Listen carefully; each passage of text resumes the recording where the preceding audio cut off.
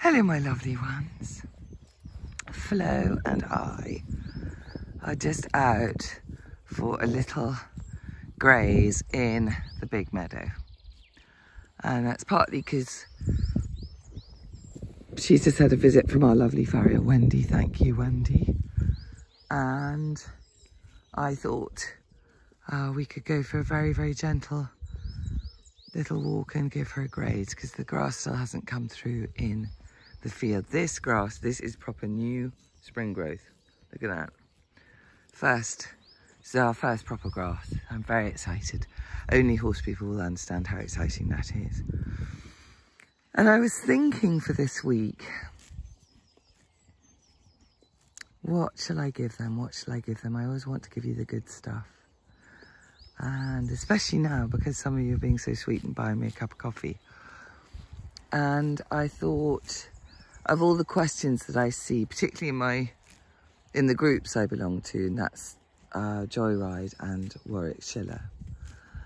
And I've seen lately quite a lot of I'm in despair posts. Quite a lot of I don't know if I should just give up posts. And when I read those, I always want to say, oh, don't give up, don't give up. And then I think, I'm not sure if that's actually such a supportive thing as I think it is. That could, to somebody who's feeling really vulnerable, that could sound like bossiness. That people sometimes say to me, don't be too hard on yourself. And when I'm being hard on myself, it means I'm in a vulnerable state. And then someone comes along and says, oh, don't be so hard on yourself. And I hear that like a criticism or a bit of sort of, well, I hate to say it, but bossiness. And so it actually makes the situation worse. However, since I would say the wrong thing almost constantly, I don't really have a leg to stand on with that, but I'm just throwing it out there. Some lovely flappy birds up there, but I can't quite identify what they are. Anyway, yes, the despairing people. All I can say is that I too have despaired. I thought that the whole thing was pointless and feckless and hopeless. I thought that I would never get any better. I thought that I couldn't just keep having to go back to the beginning again because I'd got everything wrong and the red mare and I would have some kind of disaster just when I thought we were getting somewhere. She would go over there and see the evil golfers on the Hill of Doom and have a meltdown. And I'd been writing all these Facebook posts about how incredible she was and, you know, oh, look, what's she seen? Flo, Flo. Good girl. So, yes, I've wanted to give up. I felt stupid and humiliated and not good enough and just like an idiot. I felt all those feelings and they're all horrible feelings. However, I don't think there's anything ever in my life which has been solved by giving up. Actually, that's not quite true. Phoenix and I gave up trying to be one-day eventers, and I think that was a very, very sensible decision. So, but you know what I mean. It's sometimes you've pursued the wrong path and you need to stop and pick up another path. But, you know, the giving up as in, I don't know, I can't, you know, I can't, that. I think one should always go on trying. I think one should, really. 9 times out of 10, maybe. Anyway, if you are having a despair, I would just say 2 things. And I try and say this in the non-bossy sense. But see if you can just take a step back and be really gentle with yourself. See if you can just go out with your horse to do this. See if you can say, that's all I'm going to do this week. I'm just going to pick up my horse and I'm going to take her to where the good grass grows. Literally or metaphorically. Go for a lovely walk, you know, in hand. Don't ride, don't do anything fancy pants. Just be together. Go into the field with a book and sit down and read. Have absolutely no expectations. Just be present. And the thing is, if you've got no expectations and you're just being present, you can't fail because you're not expecting anything. You can go and sit under that hill and your horse stays here. You're not disappointed, oh, she didn't come up to me. We're not connected. Maybe you're not. She and I aren't connected all the time because we're still new to each other. I had to learn not to take that personally. Nearly killed me because obviously, you know, I wanted her to be like my little bay mare who was so connected to me that we were like one person. Well, of course she couldn't be that. But when the connections come, which they do more and more and more, it's so unbelievably precious. I can't even tell you.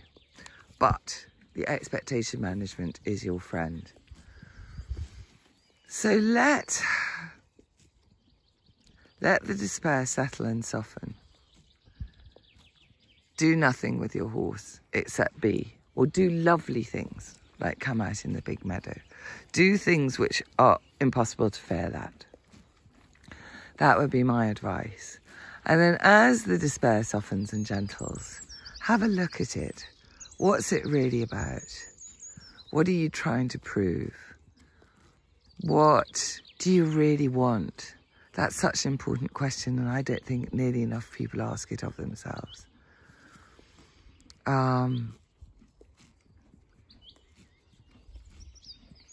Yeah, get some good information. That would be my suggestion for that one.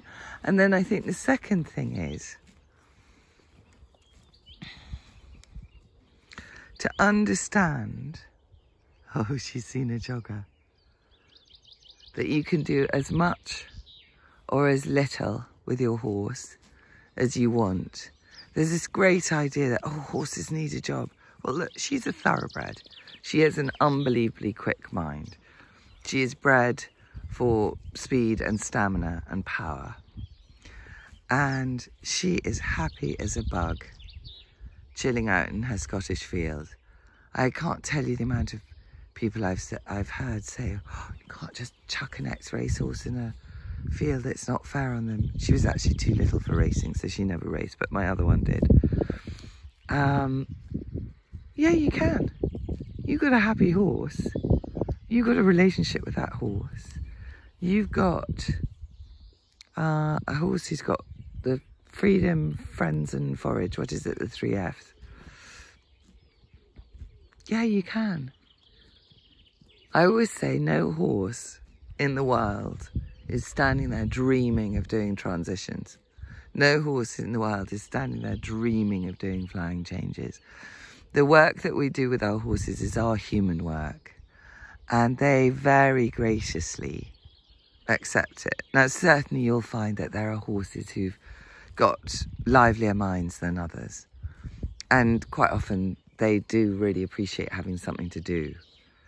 And so I think some are quite competitive too. I definitely used to have competitive little ponies. But even Clovey, who's our competitive one, she's perfectly happy smooching and mooching. So this is another thing I see at the moment, is people castigating themselves for not working hard enough, not riding enough, not schooling enough. All those decisions are completely up to you, but all I can tell you from my own experience is we have 4 horses who live out very naturally. She and my other thoroughbreds spend most of their time in the woods. The other 2 are natives, so they can't. They have to stay in the paddock. We often have to give them days off for various reasons, because of time and because we're not a competition yard, so we don't need to be working them every day. Some of the most beautiful times we have with our horses are times like this, where it's just us and the horse. My posse and I will hang out. We'll tell each other stories about the horses and the wonders of the horses and the crazy little things that the horses have done. And the horses will go into the place of peace and eat their hay and eat their grass and be their true selves. And not one of them is looking at us reproachfully and saying, why didn't you take me into the arena today and teach me flying changes? So So if you want one really, really easy way to take the pressure off yourself, I would recommend allowing yourself to do absolutely nothing with your horse, because I have found that it's in our doing nothing that we often find everything. And Flo is very, very happy because she just gets to eat the new grass. Anyway, those are some of my Monday thoughts. I hope they're of some help to you. And I really wish you great joy on your horsing journey.